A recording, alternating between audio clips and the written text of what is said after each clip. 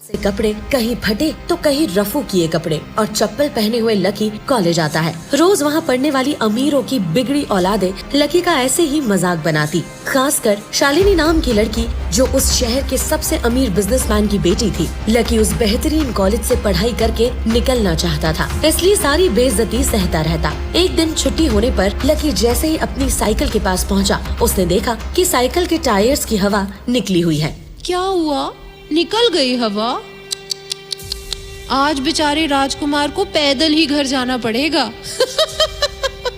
Lucky समझ गया था कि ये शालिनी और उसके दोस्तों का ही काम है। लकी वो चुपचाप अपनी पंचर साइकिल लेकर वहाँ से जाने लगा। तभी शालिनी को लेने एक चमचमाती महंगी कार वहाँ आकर रुकी। आज ड्राइवर के साथ शालिनी के पापा भी कॉलेज आए थे। शालिनी अपने पापा की कार देखकर बहुत ही खुश हो गई। उतनी महंगी कार कॉलेज में किसी को भी लेने नहीं आती थी। शालिनी जैसे ही कार में बैठी, लकी अपनी पंक्चर साइकिल लेकर वहाँ से निकला। शालिनी ने विंडो खोला और लकी की तरफ चिल्लर पैसे फेंक दिए।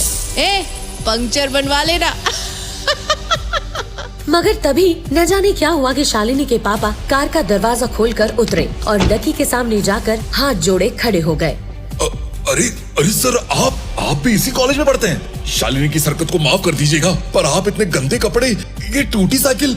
शालिनी ये देखकर हैरान हो गई। वो तो सपने में भी नहीं सोच सकती थी कि उसके पापा किसी के सामने हाथ जोड़कर खड़े होंगे, और वो भी इस भिखारी जैसे दिखने वाले लड़के के सामने। कभी नहीं। इससे पहले कि शालिनी कुछ समझ पाती, उसके पापा लकी को लेकर कार तक आए और बोले, शालिनी बेटा, तुम इस कार से उतरो। मैंने हमारे लिए दूसरी कार मंगा ली है, इस कार से इन्हें जाने दो।